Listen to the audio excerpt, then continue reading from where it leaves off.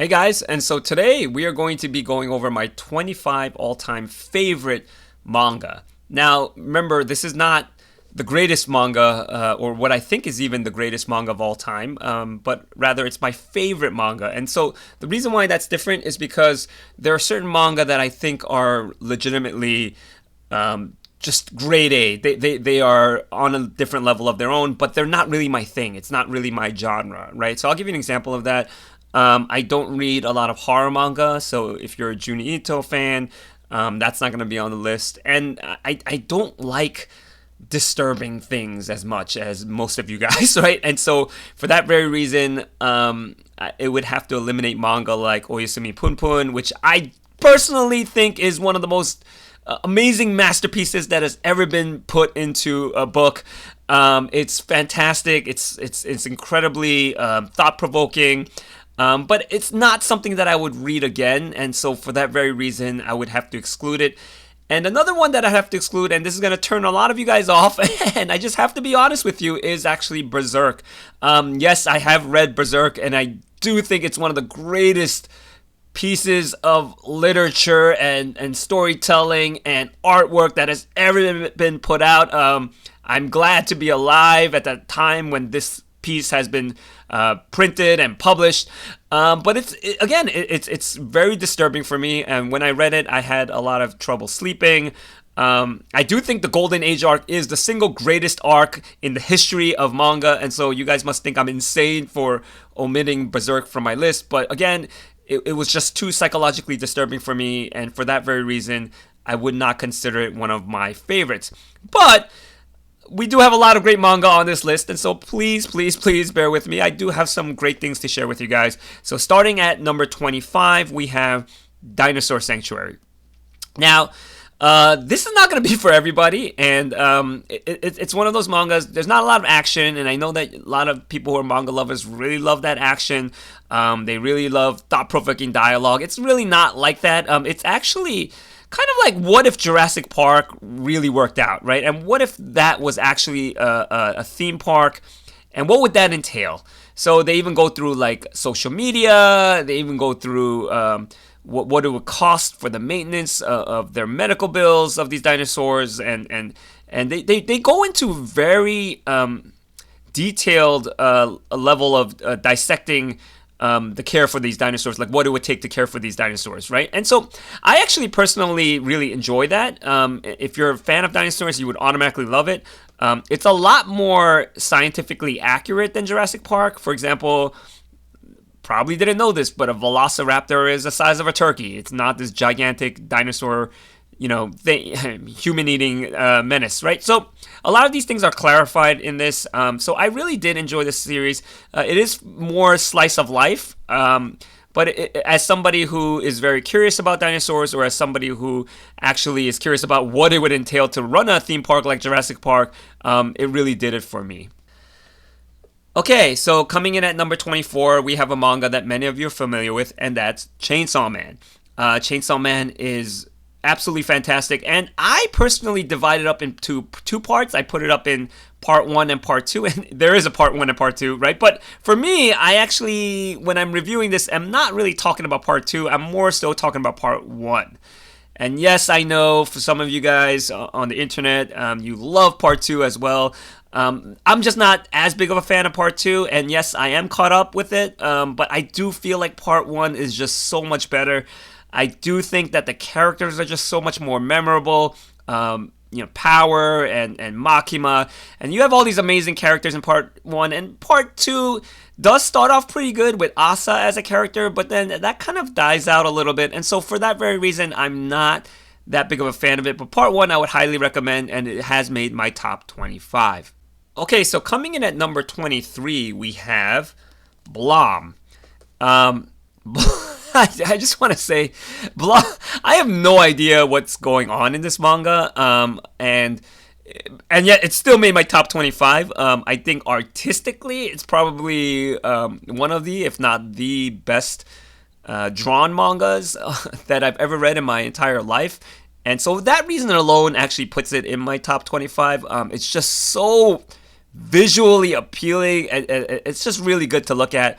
But yeah, I mean, the author makes the storyline somewhat vague, so that when you're following the drawings, you kind of have to use your imagination sometimes to really know what's going on. If that's not your thing, this is not going to be your thing. It did drive me nuts a little bit, but I was able to overlook that just because of the artwork. So it's a sci-fi manga, and it's really about this guy who's looking for this net terminal gene, and that's pretty much all I could describe of it. And the rest you'd have to use your imagination as you're reading along. So that's Blom coming in at number 23. All right, coming in at number 22, we got here Rurouni Kenshin. All right. Kenshin. Whew. Some people know it as Samurai X. But anyway, one of the great things about Kenshin is the fact that the characters are just so memorable. It's about this samurai who's quitting his ways, and he was one of the greatest samurais who ever walked this earth, called Himuroi Batosai. But he's decided to give up his ways of killing, and he changes his ways, and of course nobody leaves him alone, and he has to go through this struggle of whether he's going to go back to being the Batosai or not. But the characters are just so amazing, and I think Shishio is one of the greatest villains that I've ever seen, and so, well deserved, although maybe I am looking at it through some nostalgic lens, but I do think that Kenshin holds its own even for today's standards. Now at number 21, we got Mob Psycho 100. It's from the creators of One Punch Man. And, I have read One Punch Man and I am up to date on it. My problem with One Punch Man is that I do think that the storyline kind of is very limited. It's kind of limited in what you could do with this character, Saitama, who really just destroys everybody with one punch. However, Mob Psycho seems a lot more deeper than that. Mob Psycho is about a character similar to Saitama, where he's incredibly powerful, but he has this dilemma, is that when he uses his power, he just destroys everything in sight, right? And he hurts people that he cares about. I mean, that's not all there is to the story, and I do think that this was a pleasant surprise for me.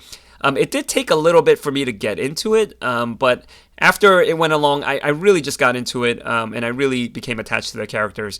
And so if you're looking for something like One Punch Man, if you're familiar with that, where there's a lot of comedy involved, it's a good time. I've had good laughs in Mob Psycho, but at the same time, it's very deep and profound. I do think that Mob Psycho would be the manga for you. So at number 20, we have the OG Dragon Ball.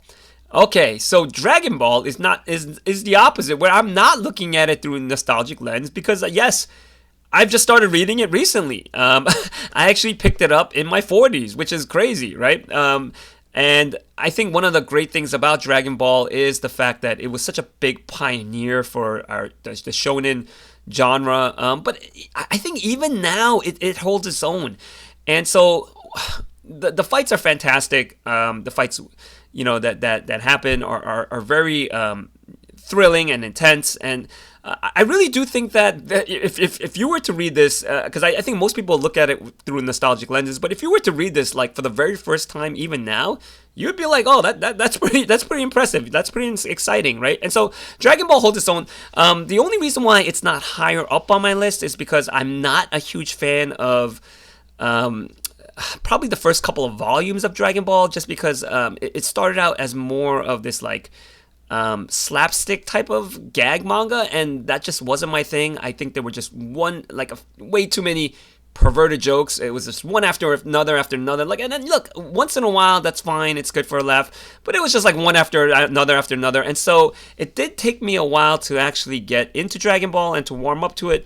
But when we get to like kind of the Piccolo fights and whatnot, and Vegeta and whatnot, like, then it really starts picking up and it becomes the Dragon Ball that most of us are familiar with today. Coming in at number 19, we have one of my rare ongoing mangas, and that is Dan Da Dan. Now, this could change because obviously it's still ongoing, but I really do like the chemistry between the two main characters in Okarun and Momo Ayase. And for that very reason, I do think it's worthy of being in my top 25. Again, like some of those like very, very perverted themes, I'm not that big of a fan. I'm not that into, but I do think everything else is really well done. And the characters are very likable. and you're rooting for them. I mean, very rarely, I think, in a manga do you find two characters that you root for so much. And so, Dawn to Dawn, for me, gave a very special connection with those two characters. And look, it might move up higher on the list, or it might move down lower on the list, depending on how this manga plays out. But for now, it's going to be sitting at number 19. And in that very same vein, we have Sakamoto Days. So like Dawn to Dawn, it's also ongoing, and it may move up or move down the list depending on how this plays out. Now, Sakamoto Days is one of those mangas where in the very beginning, I think a lot of people may have been turned off by the storyline. It just seemed like a very typical storyline of a guy who was an assassin, and then he ends up quitting that life. It's kind of like the manga of John Wick, like the John Wick manga.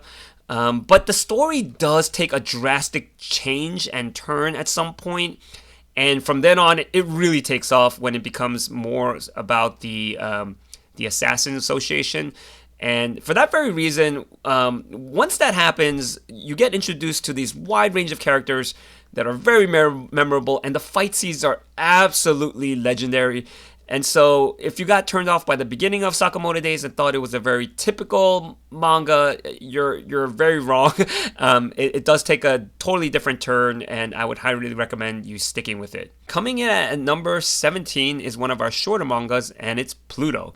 This is my only Urasawa manga, and I have read some of his other ones, but this is my favorite one. It's a short one. It's only 8 volumes, and it really has to do with this futuristic society where there's robots and human beings coexisting together, and that the robots are being murdered, right? And we don't know who the murderer is, so it's a mystery, and I like mysteries, and for that very reason, it did catch my attention. There is one arc in here that is awesome. It's kind of like a standalone arc about this old man and this butler robot, and my gosh, that one arc really tugged at my heart. And so I would highly recommend Pluto. If you're looking for something that involves sci-fi, something that involves mystery, Pluto's definitely for you. Coming in at number 16, we have Fist of the North Star. This manga is the most testosterone-filled manga that I have ever read or seen or even heard about in my entire life. You probably won't find anything more testosterone-filled than Fist of the North Star. It's about this guy who has his power, and he just goes around like a vigilante and just beats people up, right? If anybody ever messes with anybody innocent, you're going to get beat up. People really just get beat up in this. And so it's kind of like The Punisher before The Punisher happened. This guy is incredibly OP, and that's what's so awesome about it. He just gets justice for people. Like it's a book about justice, right? And it just keeps happening and happening and happening. And so it's pretty cool. It takes place in this very Mad Max type of society, but I really enjoyed it, and it's a fun read. You do have to get over the fact that it's an older manga, and so the pictures are gonna be in this very older style. But yeah, I mean, it's a really great time, and I had a great time reading it. Okay, so at number 15, we have Planet Test from the same creator of Vinland Saga. Planet Test is about these people that clean up space garbage. It's very slice of life, very interesting. It's a very short manga, but I would highly recommend it. I had a great time reading it, and the characters are very likable, and at the end you really become attached to them, and so it's almost like a collection of short stories, but I really enjoyed Planet Test. Okay, coming in at number 14, we have Blue Giant. Blue Giant is a very special manga. It's about a guy who wants to be the greatest jazz player in the world. In Japan, I guess a lot of people are not as familiar with jazz, and so he has to go around trying to educate people about jazz, and a lot of people think he's nuts. And I'm not. One of the amazing things about music mangas that really get to me is the fact that like you're reading it, you're reading, you're not listening to it, but you're reading it, right? But it just feels like you're listening to it, and any author that's able to make you do that, I think, is amazing, because you're looking at pictures but you're feeling the music, and that's what's so incredible about Blue Giant. It's very inspirational, and it really talks about the amount of dedication to be great at something, and that's really what it's about. And so if you're looking for inspiration, Blue Giant is the manga for you. All right, so coming in at number 13, we do have the one and only Death Note. Death Note is this very psychological manga, and it's one of those mangas very verbose. And so, unlike some of the other mangas on my list, it does have a lot more dialogue. But the dialogue is also necessary to the story, and that's what's so freaking awesome about Death Note is that every word that's said is necessary. It's necessary to the mystery that is Death Note, as you have this cat and mouse game that's being played by these two characters. And so one of my only reason why I would say Death Note is not higher on my list is that the last 1/3 of it really fell off, but the first 2/3 of it was legendary and awesome. It had one of the most memorable characters that you'll ever read in the manga or any type of story. And so for that very reason, Death Note sits at my number 13 spot. And at number 12, we have a manga by my favorite manga artist, in a way, in Real. Real is about wheelchair basketball, but it's so much more than that. I can't stand the fact when people are like, this is a sports manga. It's really not a sports manga. It's really about people who are learning to overcome adversity. It is very special. It's very powerful. And the only reason why it's not higher on my list is because it's not finished. And I don't know if, in a way, we'll ever finish it because he kind of writes these things at a snail pace. But the story is really great. There's this one arc about this guy who used to be a former wrestler, and he gets back into the ring even though he's impaired and disabled and can't walk. I mean, it's really special, and it really tugs at your heart and really delves into the struggle that these people have. And so for that very reason, it's pretty high up on my list. I wish that he would finish it so that it could go even higher up on my list. But yeah, very well deserved. Okay, so at number 11 is a manga that I don't have a copy of. It's the only manga on my top 25 list I don't have a copy of, and I'm going to explain to you why I don't have a copy of it, and it's Gantz. Gantz is freaking awesome. It's a great time. It's about sci-fi manga about these guys who, when they die, these people, when they die, they get taken to a room and they given armor and weapons, and now they got to go out there and fight aliens, and anybody and everybody is potentially killed in this manga, so you don't know who might survive or who might not. Nobody's safe. But the only reason why this manga is not higher up on my list is that for some weird reason, this author is just really obsessed with drawing naked girls. And so I think for like the first 40% of this manga, after every single chapter, there's a lewd picture of a girl, right? I don't know why, because it's so unnecessary to the story, and I just cannot, in good conscience, have a copy of a manga where there's a naked girl drawn after every single chapter.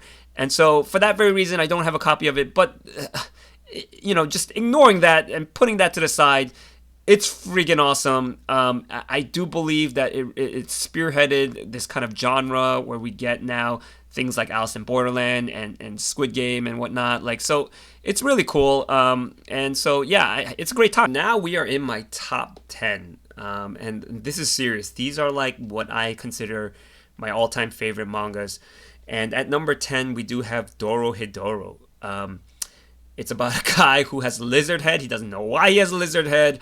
And so he eats people's heads, and then they get to see a human being inside of his head. And that human being says, you are the one or you are not the one. And he's really looking for the person that made him have this lizard head. It's strangest story, and I'm sure that turns a lot of you off, but trust me when I say this. In number one, this is one of the greatest world buildings I've ever seen. The way they make the setting, the whole, which is this place where like these people who are not these sorcerers are and they get experimented on.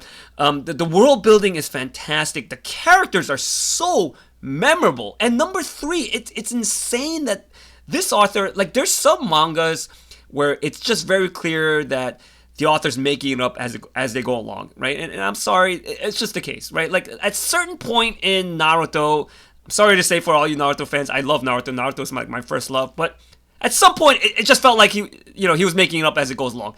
You never feel that way with Dorohedoro. I never felt that way with Dorohedoro. I think she did a fantastic job of just really mapping everything out. And so it just seems like there was a blueprint to everything all along. And I don't think anybody's ever done it better than her when it comes to manga. Like, I don't think anybody's ever done it better where you kind of felt like she just had it all in her head, the entire story all along. And at some point, everything is going to be explained, and everything does get explained. And so, yeah, it's in my top 10 for that very reason. Okay, so you got to be really amazing to only have 7 volumes and make it into my top 10, but that's the case for A Silent Voice. A Silent Voice is about this kid who used to bully this girl who was deaf, and then now that they're older in high school, he feels all these guilt, and he tries to make up for it.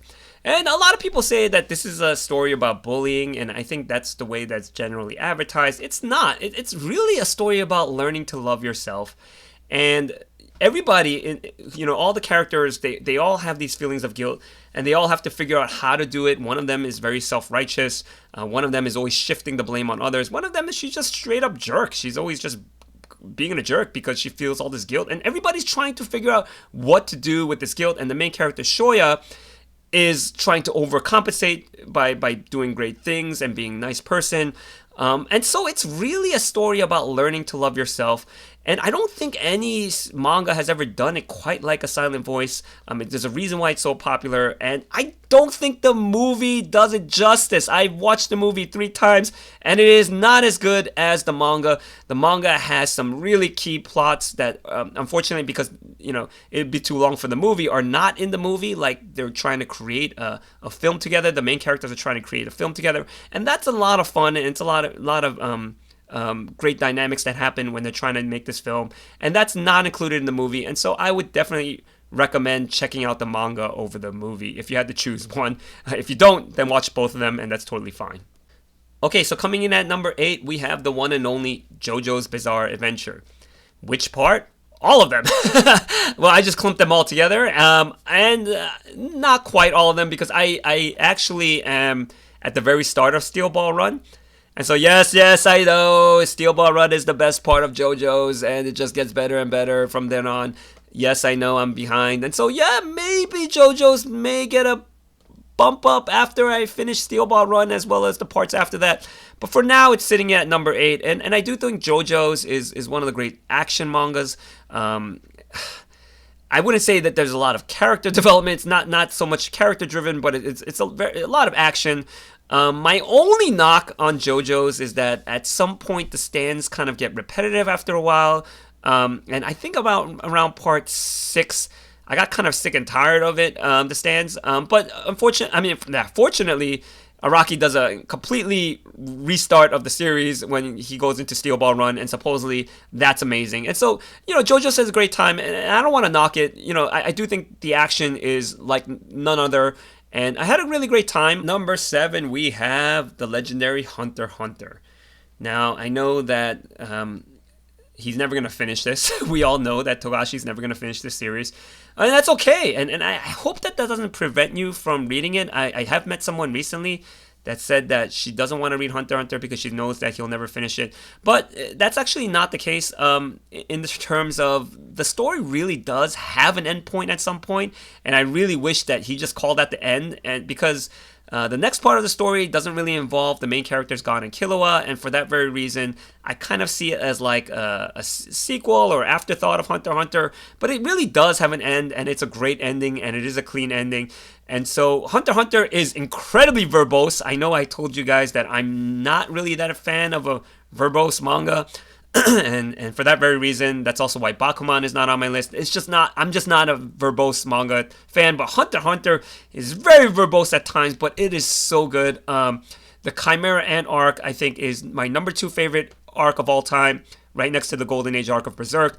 And so, Hunter x Hunter has a lot of, it's one of those shonen mangas that you expect to be like this very typical shonen manga, because it has a lot of those tropes, those very familiar tropes, like there's the exam to, become a hunter, there's the revenge plot, and there's the battles and the power systems. And it almost seems like this is going to be a very typical shonen manga, but it's anything but that. It's incredibly thought-provoking, and it's very complex, and I would say that it takes it up a different level from all those very typical shonen manga types like Naruto and Black Clover and My Hero Academia. Like, this is a much deeper manga, and it's for people that really want to use their brains.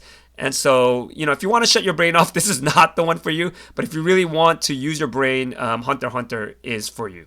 Okay, coming in at number 6 is a manga that was in my top 5 for a while, but then it's not that there's anything wrong with it, it's just that other manga came into the picture, right? And it's Slam Dunk. In a way, is my favorite manga artist of all time. I really do believe this is the best sports manga of all time, and it's because the drawings are just so fantastic.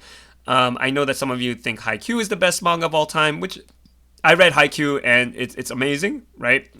I think that one of the things that draws me into Slam Dunk is the fact that you really feel like you're in the games. And so, like, while Haikyuu, they do a lot of dialoguing and explaining of what's going on, Inoue shows you what's going on. And that's part of what he does. That's part of why Inoue to me is the GOAT, because he really shows it to you. And that's what I'm a fan of. I'm a fan of manga that shows it to you. And I never, I think, binge read a manga as much as I read Slam Dunk. I think this is the fastest I've ever binge read a manga, because I just felt like I was in those games. I was flying through those pages. I could feel the action, and it was incredibly gripping.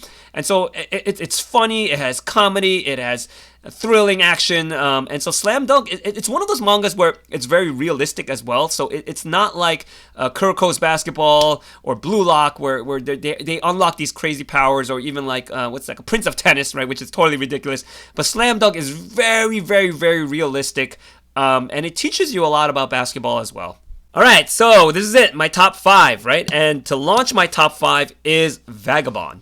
Now, Vagabond should be higher up on my list, and I know that if you're watching this, you can't believe that Vagabond is this low, because it's legendary, and it's by my favorite author, Inoue. And again, in Vagabond, he shows it to us, right? So not a lot of dialogue, very little dialogue about this guy who has the quest to be the greatest samurai in the world. And the fight scenes, again, he shows it to you, and that's what's so amazing about Vagabond. So the only reason why it's at number 5 and probably not higher up on my list is because I know that he will never finish this manga, and I know from vast majority of you guys that does not bother you. It does bother me, just because of the fact that, like, we had been building up for this Musashi Kojiro fight for pretty much like half of this manga, but we will never see that. So that does bother me, and for that reason alone, it is at number 5. But number 5 is pretty high up. I mean, to be my number 5 favorite manga of all time, you gotta be pretty freaking good. And I love the fact that, the action scenes, he shows it to you, and that you feel like you're there, you feel like you're at the fight. It is one of the most well-drawn mangas of all time, and I do believe that the reason why there was just so much pressure for Inoue to with this manga was the fact that he was a perfectionist when it came to it, and he really wanted to create a masterpiece. And when you read it, it truly, truly is a masterpiece. At number 4, we have Full Metal Alchemist. Full Metal Alchemist is the story about these two brothers that commit this, forbidden transmutation, and that changes everything. And they have this quest to get one of the brothers' body back, as he's in this now metal body. And one of the things that I really find remarkable about this manga is that Arakawa is a woman, and she was able to draw these two brothers and really depict their emotions so well. And you never see that. You hardly ever see that, right? Usually it's a woman that's able to depict other girls or women and men with boys. But Arakawa does an amazing job, and for that very reason, I have to give her a lot of credit and props. But one of the things about Fullmetal Alchemist is that it has an ending that's so satisfying, and that's just so rare in manga and storytelling, especially for one that's as hyped up as Fullmetal Alchemist. There's a lot of great action scenes, but it does have the best villains that I've ever seen in a manga. And yes, it beats out a lot of my favorite villain groups, like the spiders in Hunter x Hunter and Akatsuki in Naruto. But this group of villains, who are the homunculus, are to me are the best villains that I've ever seen in any manga. And so, Fullmetal Alchemist deserves its props. Coming in at number 3, we have Blade of the Immortal. Now, a lot of you are not familiar with this, and that bothers the heck out of me, because Blade of the Immortal is one of the most legendary manga that I've ever read. Some of you have complained that maybe it's a little slow in the beginning. Maybe it is, right? But like other mangas, it's really just building up the characters. But I can honestly say that this manga, of all the mangas on my list, and all the mangas that I've ever read, has the most deepest characters I've ever read. The depth on these characters is incredible. It's so incredible that there's a villain. There's a villain in the story, and he's clearly a villain. He's clearly a villain, but at some point, you're rooting for him. That's how deep these characters are. I mean, they make these characters so complex. Everybody's motivations are different. There's a group of villains who are just terrible people, but they have this code of honor, and they fight only one-on-one, and they do not break that code for anything. And so you can have 5 of them and 1 of you, but they will stick honorably to their code, and everybody has a code, and it is just incredible. I think this manga is the most underrated manga in the history of manga. I do not know why it is not higher up on other people's lists. I just think that maybe there's some internet bias against it, but it is incredible. And there's this one female character, and she is so awesome. She is the strongest samurai in the world, and nobody knows it except for one guy, the very person that people think is the strongest samurai in the world, and yet he's the only person that knows of this woman, and she's a prostitute. She's refusing to fight. She has given up that lifestyle, but when she does fight, it is incredible. It is hype like you've never felt hype before. Blade of the Immortal is a manga that I flew through, incredibly underrated, and very well deserved to be my number 3 spot. Okay, so coming in at number 2, Coming in at number 2, we have Vinland Saga.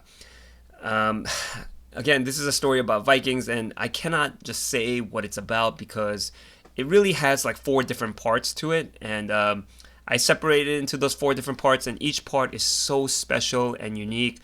There's a redemption arc. There's an arc where the Vikings go and they have conflict with the natives of Vinland. I mean, this is really a very special manga, and I personally was not that big of a fan of the ending. I know a lot of people liked it.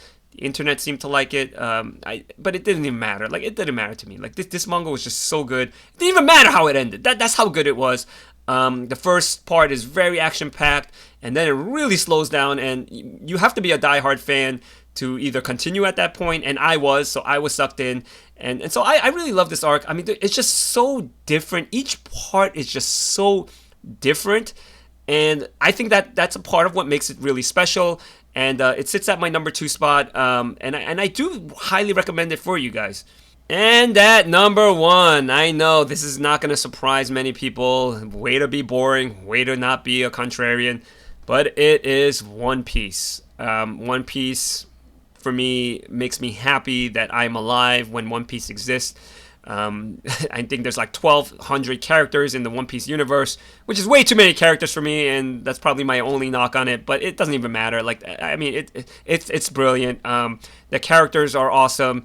There's just so many different characters. The world building of One Piece is like no other thing that I've ever read, including Lord of the Rings. I mean, the world building of One Piece even tops that, and I know that's a huge statement, but it really does. I mean, just the different lands, different characters, different political parties that are involved, the different pirate ship crews. I mean, there's just so much involved here, and we'll see how it ends. I'm almost at the point where, like Vinland Saga, it really doesn't matter to me how it ends at this point. It still will sit at my number 1 spot. It is truly a GOAT, and I'm very, very, very curious as to see how long this thing will go on. But here's the beauty of One Piece. The beauty of One Piece is that just when you think it's going downhill, it just gets even better, right? Like, when the Kuma arc came out, I was like, where are they going with this? And then I was like, whoa, that was amazing, right? Every single time I think, like, this might be where it starts declining, it just takes off, right? And this most recent arc that they have, where they go back to the Rocks Pirates, is absolutely fantastic. So that's my top 25. I hope you guys enjoyed.